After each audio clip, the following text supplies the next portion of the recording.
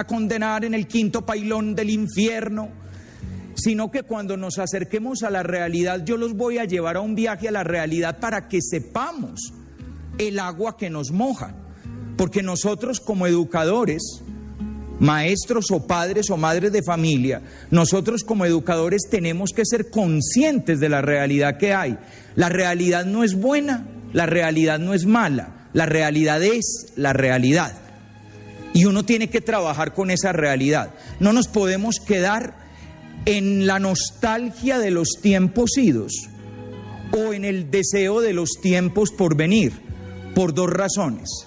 La primera, porque los tiempos idos están idos, ya no son. Yo no sé si los jóvenes de la década del 50 eran más sanos que los jóvenes que nos tocaron ahora. No sé si eran mejores. No sé si el hecho de que la muchachita a los 18 años recibiera al novio por la ventana, con la vigilancia de la abuela que estaba bordando ahí en la sala, y un perro, no sé si eso era mejor que la muchachita atendiendo al novio en la pieza de ella con la puerta cerrada, la grabadora a todo volumen y los dos oyendo, el iPod a todo volumen y los dos oyendo música del mismo iPod, un cable para allá, otro cable para allá y para que alcance el cable bien cerquita, el uno del otro. El problema no es si es mejor o es peor, el problema es que vivimos en el año 2008 y no en 1958. Y el duelo, porque hay gente que esto le cuesta un duelo, el duelo de aceptar que el mundo de hoy es otro mundo, lo tenemos que elaborar. No nos podemos quedar en la melancolía, la morriña. Ay, es que antes éramos respetuosos. Listo, hoy es lo que es. Estos niños y jóvenes de hoy son lo que son. No tienen la culpa de ser lo que son, porque este es el mundo que les tocó vivir y no tienen otro. Los que tenemos más edad podemos hacer comparaciones porque nosotros tuvimos otro mundo y ahora tenemos este, pero ellos no tienen otro mundo que comparar. Por ejemplo, ya cayeron en la cuenta de que los pelados que tienen hoy 18 años siempre han vivido en un mundo en el que no hubo muro de Berlín. Ellos no pueden comparar. Cuando les hablamos de la Guerra Fría no entienden eso que era. Ellos no han vivido un segundo con miedo a que haya misiles balísticos apuntando hacia diferentes lugares del mundo. Los que éramos niños en la década del 60 vivimos eso. Vivimos la crisis de los misiles. Vivimos esa tensión de los espías con acento de frasco, carrasco, que hablaban así como rusas. Y hoy en día no. En cambio, ellos viven en un mundo del terrorismo que tumbó las Torres Gemelas.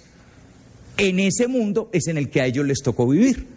Han caído en la cuenta que los únicos movimientos guerrilleros que conocen los adolescentes de hoy son estos sátrapas de las FARC, encargados de secuestrar personas, lanzar cilindros bomba, destruir vidas, y que ellos no tuvieron la oportunidad de esa guerrilla idealista que estaba buscando la liberación popular del pueblo para desalambrar la humanidad y que todos fuéramos hermanos. No, a ellos no les tocó eso. Eso nos tocó a los setentunos. Los setentunos conocimos ese mundo. Los niños del 2000 no conocieron ese mundo. Por eso no podemos quedarnos pensando en que el tiempo pasado fue mejor, porque el tiempo pasado es pasado, ya no existe. Y tampoco hemos llegado a un futuro por venir maravilloso. Ese apenas lo estamos construyendo. Y de hecho la propuesta de hoy es que construyamos ese futuro. Pero no nos quedemos pensando, es que deberían ser. Sí, deberían ser, pero no son. Lo que hay es lo que hay. Eso es lo que tenemos, eso es lo que vamos a conocer. Y esas son las advertencias iniciales que yo hago. Una primera advertencia de no me capten con valor moral mis afirmaciones. No voy a hablar de lo correcto o lo incorrecto, lo puro, lo impuro, lo adecuado o lo inadecuado. No me capten valor moral. Y segundo, vamos a trabajar a partir de la realidad que hoy existe, porque es la realidad que hoy existe. No voy a plantear que qué lástima que esta sea la realidad que hoy existe. No, es la realidad que hoy existe y trabajemos con la realidad que hoy existe. Dicho eso, sigamos para adelante. Umbral, como abrebocas, una historia. A los 13, casi 14, Javier era solo un muchacho de grado séptimo, con sus 13 años, casi 14, disimulados por su buena estatura y por su porte de jovencito mayor.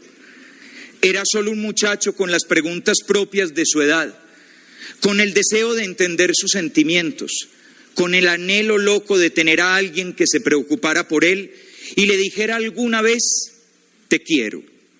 Era solo un muchachito de colegio, un casi niño disfrazado de más maduro, orgulloso de su naciente bigote, satisfecho porque siempre había alguna que se fijara en él. Era solo un muchacho con su sexualidad de preadolescente inexperto, con sus miedos, con sus preguntas, con sus curiosidades, con su honesto deseo de conocer y con sus ganas inmensas de vivir nuevas experiencias y hacer realidad sus sueños. Era solo un muchacho de grado séptimo, con sus 13 años, casi 14, se llamaba Javier. Recuerdo que un día después del descanso fue a mi oficina para contarme una gran noticia. Los ojos le brillaban de alegría mientras me decía que había logrado cuadrarse con una de las muchachas más bonitas de su unidad residencial. Ella era mayor que él, tenía 18 años. Pero Javier decía que esto no era problema, pues según ella misma, él era un muchacho muy maduro para su edad. Al principio todo fue como siempre, la declaración de amor, el papelito escrito con la anotación de eres muy especial y aquello de nunca cambies, te quiero resto. El dinero recogido con gran sacrificio para la primera invitación a cine, los ratos eternos hablando por teléfono y los primeros besos, las primeras caricias y la sensación preciosa de que eso que la gente llama amor era verdaderamente un paraíso en la tierra. De un tiempo para acá Javier cambió.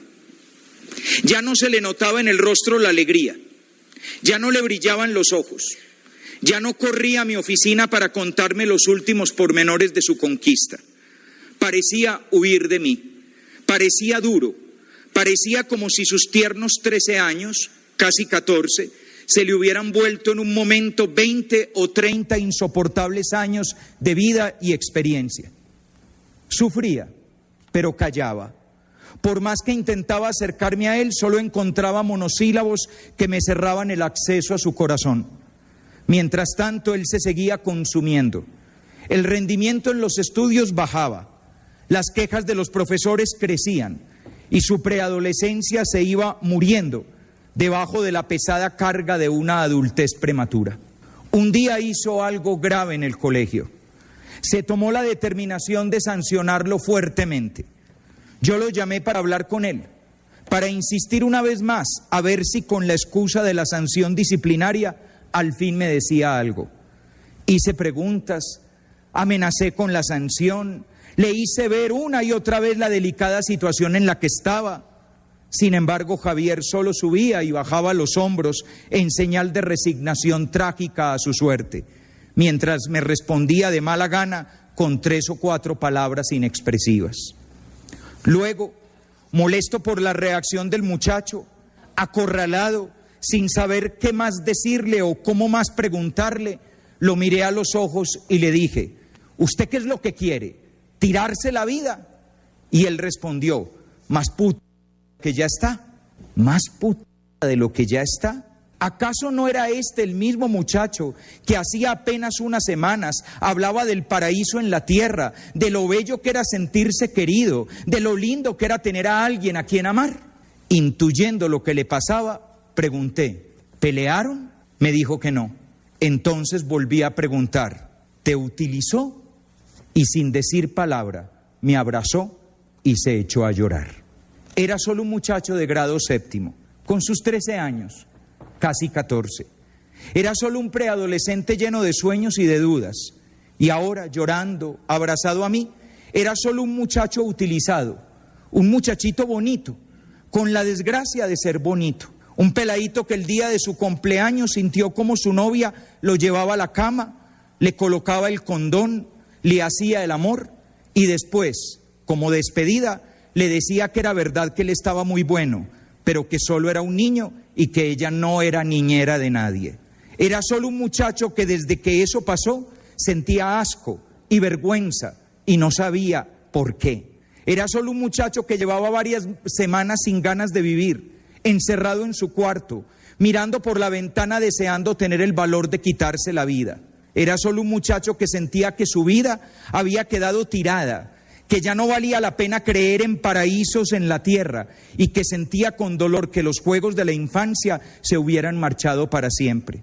Era solo un muchacho que no podía entender por qué su primo lo felicitaba por algo que a él lo hacía sentir avergonzado y por qué los amigos lo envidiaban cuando él preferiría morirse. Era solo un muchacho asustado, un casi niño del que habían abusado sexualmente en nombre del amor, la libertad y la masculinidad. Era solamente Javier. Y mientras yo lo consolaba, mientras procuraba hacerle entender que esta estúpida sociedad machista cree que nos hace grandes cuando nos rompe el corazón y nos pone a vivir a la altura de los genitales, yo pensaba en todos los muchachos y muchachas de alma rota, todos los otros niños y niñas víctimas de las burlas y los insultos de quienes los presionan para que se inicien pronto sexualmente, víctimas también de aquellas personas a las que ellos y ellas quieren amar, pero que solo desean poseerles como se posee un objeto hermoso y nada más. Víctimas del papá que para dárselas de moderno les paga su primera ida al prostíbulo o los hace cómplices de las salidas a vagabundear con sus queridas o acepta ofrecerlos como prostitutos o prostitutas para cuadrar las finanzas familiares. Víctimas de la pornografía a la que se vuelven adictos y del bombardeo de imágenes eróticas que les llenan de emociones que les cuesta manejar. Víctimas de los adultos que los tratan como objetos y los usan para masturbarse y tener un rato de placer. Víctimas de una sociedad que después de utilizarlas les dice que se deben sentir muy orgullosos, muy realizados y muy felices porque todo eso es la tan cacareada libertad sexual. Esta es la realidad de los muchachos y muchachas de hoy. Es verdad que son más liberados, que llevan una vida sexual más activa, que han tenido experiencias dignas de un adulto y que pareciera que supieran mucho más que nosotros. ¿Saben dónde quedan los stripticiaderos de la ciudad? ¿Saben dónde están ubicados los mejores metederos? ¿Saben de relaciones sexuales precoces? Y hasta saben en qué clínica se practican los abortos de emergencia. Saben mucho, es cierto, pero pareciera que desconocieran por completo el lenguaje del amor, que no supieran dónde se esconde realmente la dulzura y dónde se puede hallar con certeza la felicidad, esa en la que no hay necesidad de pensar si valió o no valió la pena haber amado y haber nacido. Por todos los Javieres que han llorado sobre mi hombro, por todos los que lloran en los hombros de alguien, porque fueron usados y no amados, por los que lloran a solas y se tragan sus secretos, por todos los que despertaron traumáticamente a su vida sexual, por todos ellos y ellas quiero dar esta conferencia y quiero hacer una invitación para que ustedes, padres y educadores, hagan todo lo que esté a su alcance para hacer entender a sus niños y niñas que el amor sí existe y que cuando la sexualidad es vivida como signo profundo de este amor, no es una tragedia, sino verdaderamente el paraíso en la tierra. Con ese umbral arrancamos. Aclaremos términos, muy importante. Sexualidad. La sexualidad es una dimensión esencial de nuestra humanidad. Nos constituye como seres personales, nos provee identidad y nos abre a la experiencia de la alteridad. Todas las palabras que están puestas ahí, todas son importantes. La sexualidad es una dimensión, no una parte, sino una dimensión. Fíjense la diferencia tan grande que hay entre parte y dimensión. Un dedo es una parte de la mano, pero la piel es una dimensión de la mano, porque toda la mano tiene piel, toda la mano tiene vida, toda la mano tiene uso, toda la mano tiene fuerza, toda la mano tiene ternura. En cambio, un dedo es solo una parte. Un error que se comete cuando miramos la sexualidad es creer que la sexualidad es una parte del ser humano Y en cuanto creemos que es una parte del ser humano, inmediatamente asumimos que esa parte del ser humano es la parte sexual. Y creemos que la parte sexual del ser humano son los genitales. Y por eso la vida sexual termina girando alrededor de los genitales, como si la vida sexual no tuviera otras realidades diferentes en la realidad del ser humano. Una sexualidad centrada en los genitales hace que solamente se pueda vivir con los genitales, como si las manos no tuvieran que ver con la vida sexual, la mirada no tuviera que ver con la vida sexual, los labios no tuvieran que ver con la vida sexual, la sonrisa, el latir del corazón. Todo eso tiene que ver con la vida sexual, porque la vida sexual es una dimensión completa de la humanidad. Por eso, primera aclaración, la sexualidad es una dimensión esencial. Si le quitas la sexualidad a un ser humano, destruyes la humanidad del ser humano. El ser humano tiene sexualidad y no puede dejar de tenerla. Lo que pasa es que la sexualidad se vive y se ejerce de diferentes maneras. Y al vivir y ejercerse de diferentes maneras, hay personas, por decir algo, que optamos por la castidad de la virginidad por el reino de los cielos. Pero eso no quiere decir que no vivimos la sexualidad. No, nos llevó el que nos trajo si no viviéramos la sexualidad. Porque la sexualidad es una dimensión del ser humano completo. Esa dimensión del ser humano, que es la sexualidad, nos constituye como seres personales. Es decir, la sexualidad hace parte de lo que nos hace personas. Las grandes dimensiones que hacen persona a la persona. Un perrito es muy lindo, pero un perrito no es una persona. Y un perrito no es una persona, así sea muy lindo, porque un perrito no conoce, no tiene la dimensión epistémica, no tiene la dimensión del conocimiento, de la indagación por el conocimiento del mundo. Un perrito no toma decisiones morales, no toma decisiones éticas, no sabe qué es bueno y qué es malo. Por eso cuando usted llega a la casa y el perro labrador que tiene le ha destruido los muebles, el perro no ha hecho nada malo, porque el perro no sabía que comerse los muebles era malo, no tiene ética. Los que tenemos ética somos los seres humanos. De esa misma manera, el perrito no tiene sexualidad, tiene instinto sexual, y tiene instinto sexual orientado a la reproducción. Y por eso, cuando las perras están en celo, aúllan todos los perros del barrio. Y ellos no se ponen a plantear, ustedes se han dado cuenta que el perrito no se pone a plantear cuál es la estrategia de cortejo más efectiva. Le llevo flores, le llevo un hueso, le ladro al oído, le digo palabras dulces o palabras obscenas para excitarla bastante. No es necesario, eso funciona. Y funciona instintivamente, automáticamente. Hasta en las especies animales donde hay algún tipo de cortejo, ese cortejo está determinado instintivamente. Usted no tiene la posibilidad, el animalito no tiene posibilidad de ser creativo, voy a cambiar la manera de extender las alas y moverme, porque siempre extienden las alas y se mueven de la misma manera cuando están cortejando a la hembra. Nosotros, los seres humanos, tenemos capacidad de hacer ciencia, eso nos hace personas. Tenemos capacidad de optar éticamente, tenemos espiritualidad, capacidad de plantearnos preguntas por nuestro espíritu, tenemos conciencia de nosotros mismos y tenemos sexualidad. La sexualidad nos hace personas.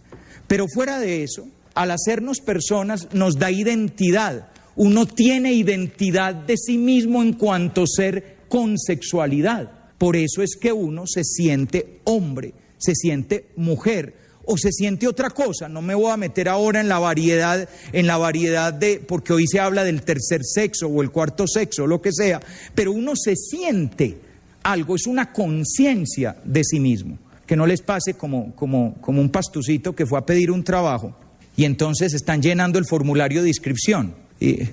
Nombre, Julio Alberto, apellido, Triviño Jiménez, lugar de nacimiento, Túquerres, sexo, solo una vez en Ipiales y me cogieron. La sexualidad es parte de la conciencia que uno tiene de sí mismo. Uno se identifica y se ve a sí mismo como un ser sexuado. Uno no puede separar esa realidad. La sexualidad es parte de lo que uno es y además nos abre a la experiencia de la alteridad. ¿Qué es la experiencia de la alteridad? Nos abre a la experiencia del otro. La sexualidad es justamente lo que nos hace capaces de acercarnos al otro, querer al otro, interesarnos por el otro, tener sentimientos, cualquiera que sea la gama de sentimientos hacia el otro, y el otro es el otro. Es decir, el otro es mi hermano, mi hermana, mi amigo, mi amiga, mi papá, mi mamá, el perro, el gato, el mundo, la creación, la naturaleza, los compañeros, mi novia, mi novio, mi esposo, mi esposa. Porque es que tenemos reducida la sexualidad, que es la relación entre un hombre y una mujer para irse para la cama. Eso no es la sexualidad. Todo en la vida tiene sexualidad. Porque la sexualidad está presente en todo lo que nos hace personas, y nosotros somos personas todo el día, a toda hora y en todo momento, y es todo lo que nos abre a la relación con los demás, y nosotros estamos constantemente abiertos a la relación con los demás. Y todo lo que hacemos está marcado por la sexualidad, no por los órganos genitales, sino por la sexualidad. Miren, ¿ustedes han visto alguna vez unas peladas de colegio jugar fútbol?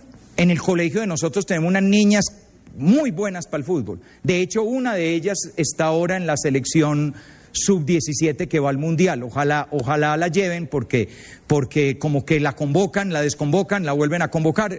Tienen un grupo flotante. Es una niña de un gran dominio del balón. Pero de todas maneras, ¿es igual a cómo juegan los hombres? No. ¿Por qué? Porque hay sexualidad de por medio. Y la sexualidad de por medio hace que la manera como se mueve una niña, como celebra una niña, como hace un foul una niña, es diferente a la manera como se mueve un varoncito, la manera como celebra un gol un varoncito, la manera como hace foul un varoncito. Son maneras diferentes. Una vez estaba yo dando unos retiros en una casa de retiros en Medellín, y se metió un murciélago a una habitación de una niña. Yo ya les había dicho, hasta mañana, mis amores, nos vemos mañana y tal. Cuando de pronto oigo a lo lejos, ¡ah!, unos gritos y y tal, y llego y hay una niña, ¡ay, Juan Jaime!, y llorando, ¡ay, amiguis!, y las unas pegadas a las otras, ¿qué pasó? ¡Ay, es horrible!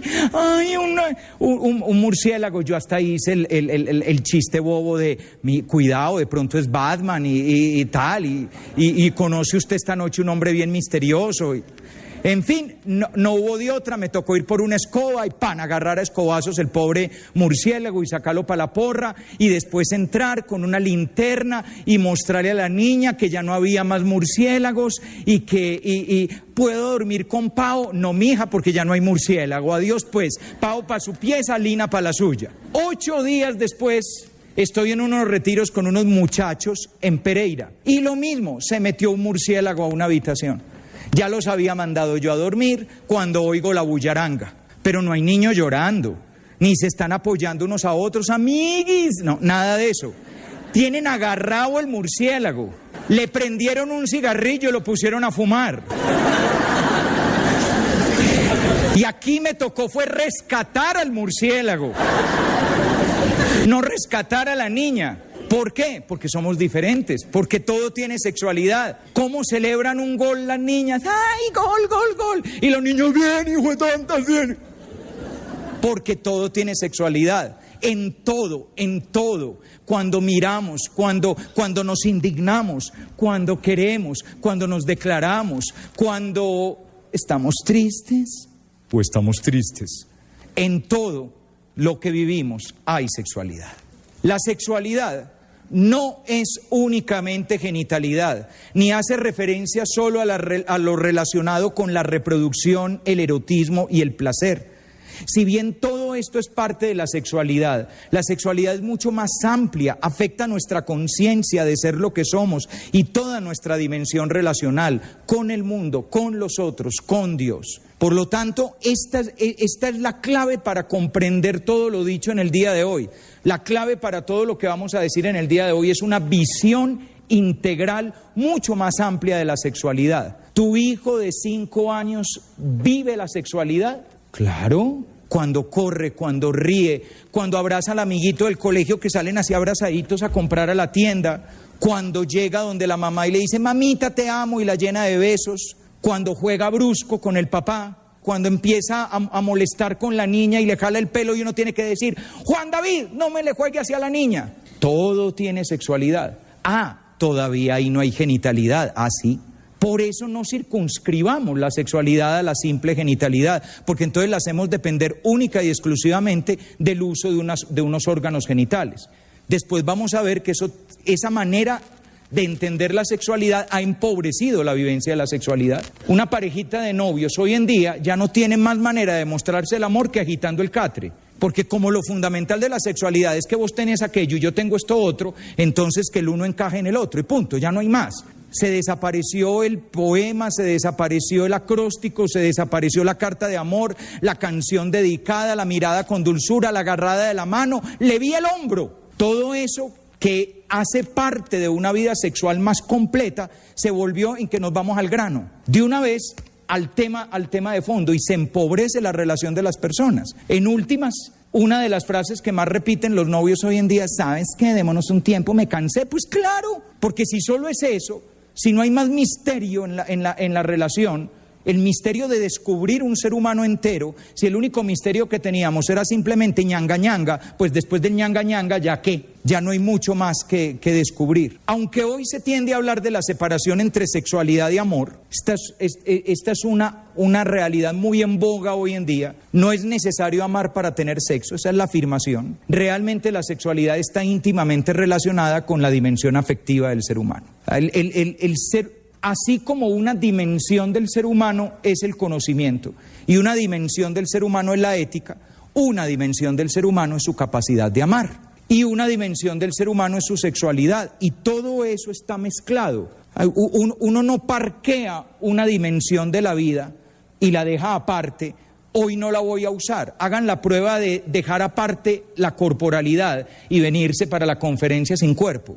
Pero el espíritu es más importante, ¿no dicen eso? No, pero es que el ser humano no existe sin cuerpo, perdóname. No podemos prescindir de esa dimensión.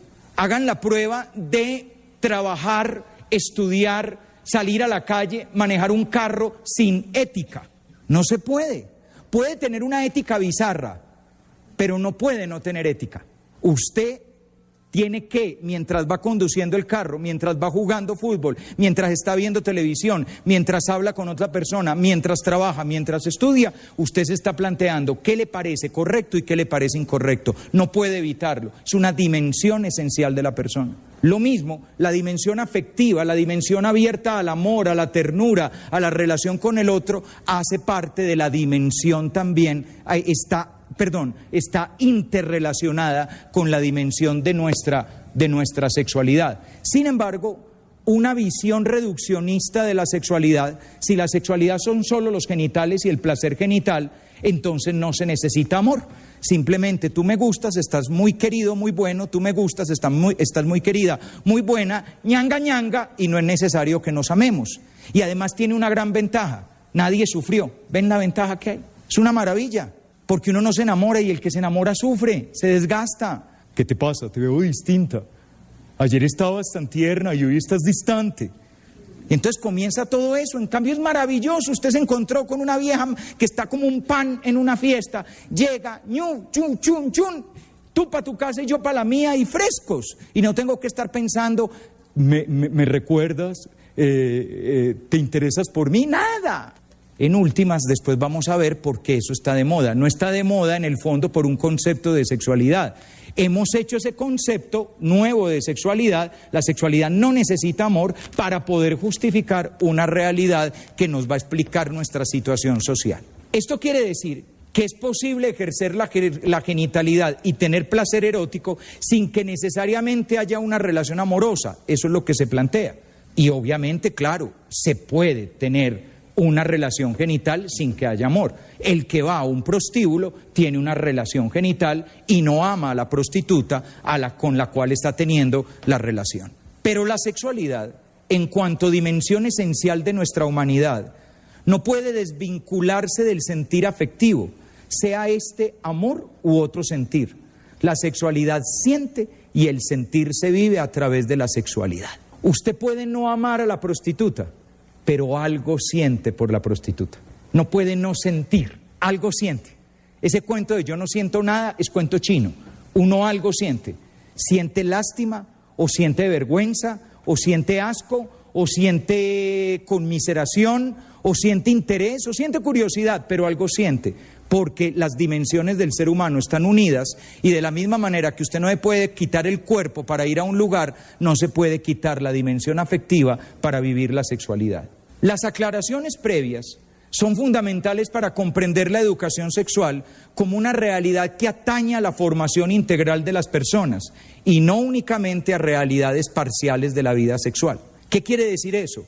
Educar en la sexualidad es educar a la persona para ser persona, no únicamente educarla para usar los órganos genitales o para prevenir enfermedades de transmisión sexual o para prevenir embarazos. Por favor, no reduzcan la educación sexual a los 2 o 3 tópicos que le interesa a la sociedad, sino que ampliemos la educación sexual a todo lo que tiene que ver con la formación de un hombre completo, de una mujer completa. Educar en la sexualidad implica, por lo tanto, educar para el conocimiento y la aceptación de sí mismos, para la construcción de la propia identidad personal, y para el descubrimiento y la vivencia de la relacionalidad con el mundo, con los otros e incluso con Dios, con la idea, cualquiera que sea la que se tenga, de Dios. Educar en la sexualidad, si ustedes se fijan, tiene dos grandes dimensiones. Es educar en la construcción de sí mismo. Recuerden que la sexualidad nos hace personas, por lo tanto, educar la sexualidad es educar lo que soy, conocer lo que soy, valorar lo que soy, aceptar lo que soy, amar lo que soy. Pero al mismo tiempo, educar en la sexualidad es aprender a relacionarme con todo lo otro. Lo otro es fundamentalmente el mundo, los demás e incluso la idea de Dios que tengamos. Todo eso se vive a través de la sexualidad y por lo tanto es necesario educar en la sexualidad para vivir todo eso. Lo anterior, esa manera de ver las cosas, supera por mucho la tendencia a ver la educación sexual como una simple preparación para el erotismo o para la prevención de las dificultades que conlleva el ejercicio de la genitalidad. O sea, esta es una visión mucho más global, mucho más integral, que supera simplemente... Vea, a mí, cuando yo era peladito, empezó a entrar en boga la idea de la educación sexual. Y no se me olvida qué era. Yo creo que cuántas veces vimos en una filmina, no eran las diapositivas de computador de hoy en día, sino la máquina aquella de diapositivas, de filminas. ¿Cuántas veces en una filmina vimos que aquí estaban las trompas de falopio y que venía no sé qué y hacía así, que bajaba y que subía y ahí se formaba? Eso todos los años volvían a dar la misma clase. Como si el problema de la educación sexual es vos que tenés adentro, vos que tenés afuera y eso cómo funciona. Que normalmente eso a la larga se sabe. Por favor, muchachos, ¿ustedes de verdad creen que un pelado de 16 años no sabe que existen los condones y que necesita que el profesor de ciencias naturales le cuente? Son tan bajados del zarzo los que hablan de educación en este país que de verdad creen que el problema de los adolescentes es que no saben que existen los medios de protección contra las enfermedades. No, lo que pasa es que ellos creen que a mí no me va a dar. Es el problema. Y tienen un montón de mitos en la manera de vivir la relación. Creen que con condón significa no confío en ti y sin condón significa te acepto como eres. Y que es más especial iba a ser nuestro secreto. Nunca lo había hecho así. Eso es otra cosa, la razón es otra bobada. No es que no sepan que no existen los condones. Pues si se los avisan en todos los partidos de fútbol anuncian el condón alemán. ¿Cómo no van a saber? Entonces, esto es un reduccionismo de la educación sexual. Asimismo, esta visión de la sexualidad nos lleva del concepto de educación sexual como información a la educación sexual como formación integral de la persona humana. Hoy vivimos en la sociedad de la información y como el que no ha visto a Dios cuando lo ve se asusta, a la sociedad de hoy le está pasando algo, que está descrestada con el montón de información que hay. Por eso, si ustedes se fijan bien, hoy hay gente que está convencida que un colegio es mejor si tiene computadores y si esos computadores tienen acceso a Internet, porque están convencidos de que los computadores y el Internet educan y malas noticias. Los computadores procesan información y el Internet tiene información. Pero, ¿qué haga usted con esa información? Es lo que llamamos educación. La clave de la educación es lo que usted hace con el mundo que tiene. La clave de la educación es lo que usted aprende a hacer con su vida, con sus cualidades, con sus capacidades. La información por sí misma no es educación. Un pelado puede estar todo el día navegando en Internet y ser un absoluto ignorante. Así esté todos los días en contacto con unas bases de datos que tienen un montón de información.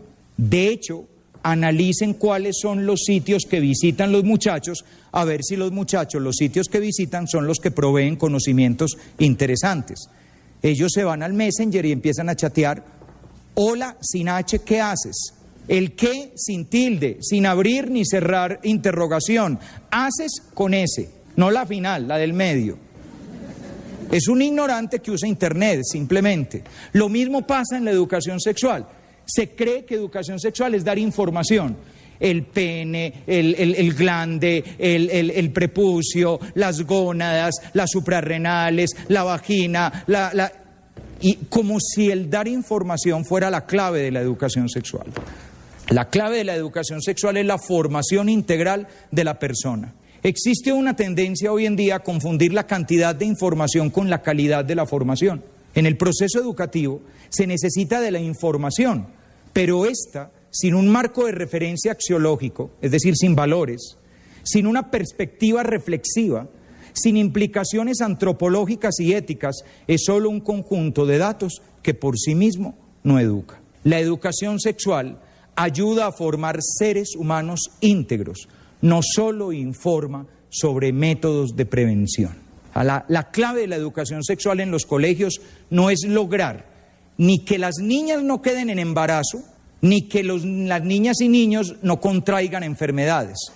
La clave de la educación sexual en los colegios y en las familias es que los niños y las niñas sean felices.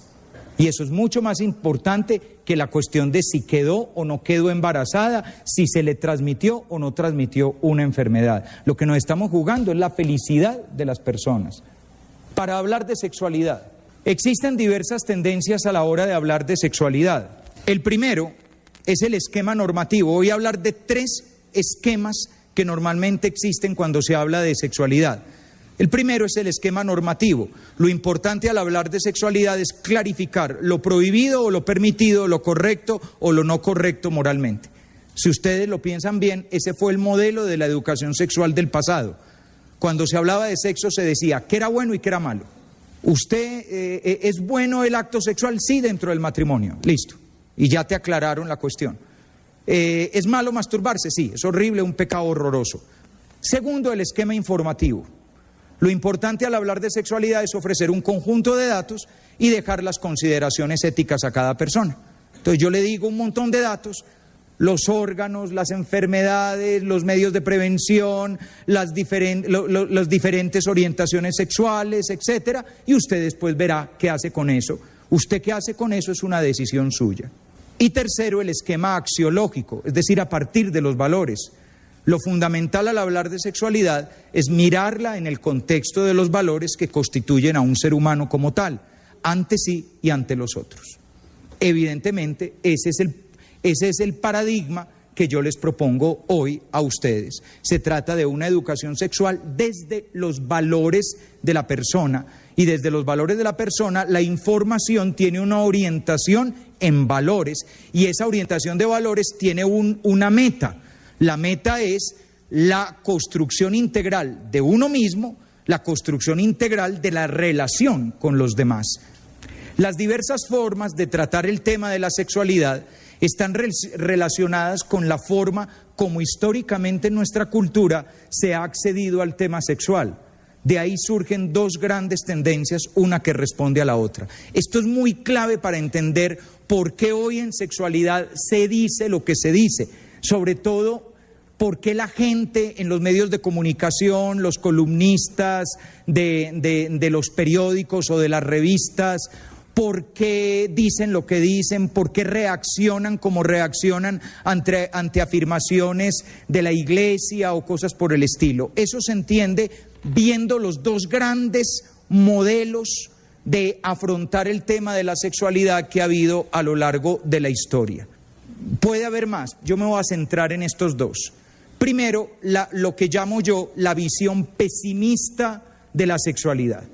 Es una tendencia a ver la sexualidad como una realidad inclinada per se a la pecaminosidad, a la concupiscencia y a las inclinaciones pasionales o bajas del ser humano. Fíjense, todas las palabras tienen una carga impresionante. Pecaminosidad, lo pecaminoso. Piensen ustedes, ¿el dedo tiene algo pecaminoso? Uno puede hacer cosas muy mal hechas con el dedo, por ejemplo, hundir un botón que destruye el planeta, pero a nadie se le ocurre que un dedo es pecaminoso. En cambio, ese sí es pecaminoso. ¿Ven? La concupiscencia.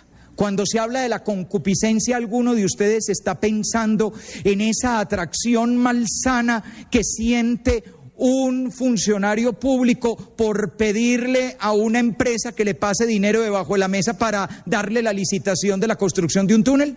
No, cuando hablamos de concupiscencia, estamos pensando en esa atracción malsana por el cuerpo de alguien. Ven, están pensando en sexo. Eso es esta visión. Pasiones bajas. ¿Bajas por qué? ¿Porque los bajitos tienen pasiones? ¿O pasiones bajas porque la zona erógena es baja? ¿Ven toda la carga que tiene este lenguaje? Es impresionante. Cuando usted le habla a alguien de pasiones bajas, la persona no está pensando, uy, sí, yo soy muy egoísta. No, la persona, las pasiones bajas, pues claro, todas esas pasiones bajas, el alboroto promiscuo, de ahí surge el ver la sexualidad como un tema tabú. Tabú significa intocable, de eso no se puede hablar, o se habla bajito. Yo digo mucho que cuando uno está confesando, uno sabe cuándo el pelado empieza a hablar de sexo. ¿Por qué? Baja la cabeza y mira para el piso, porque es el tema del que es difícil hablar. El pelado llega y, no, pues, que soy resto de grosero con mi mamá y me duele porque, pues, ella es muy bacana conmigo y he estudiado poco.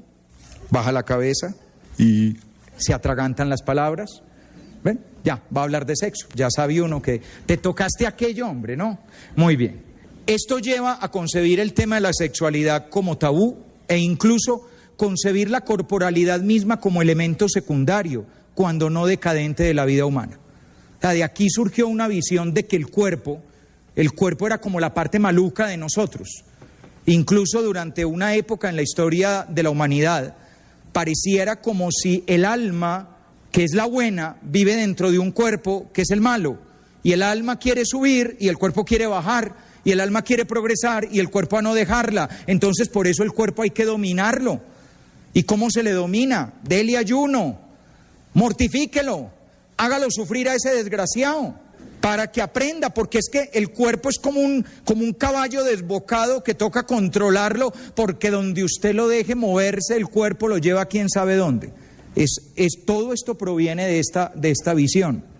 Esta visión tiene de fondo conceptos neoplatónicos, estoicos, del judaísmo tardío y de una teología moral pesimista ante el cuerpo, el sexo, la mujer y el placer. Ay, muchachos, yo hoy no puedo dar una clase de filosofía de todo esto, pero lo digo resumido. Los pobres cristianos, cuando empezaron a intentar defender su fe con argumentos teóricos, no tuvieron más remedio que agarrar la filosofía que tenían a mano. Y la filosofía que tenían a mano era la filosofía neoplatónica.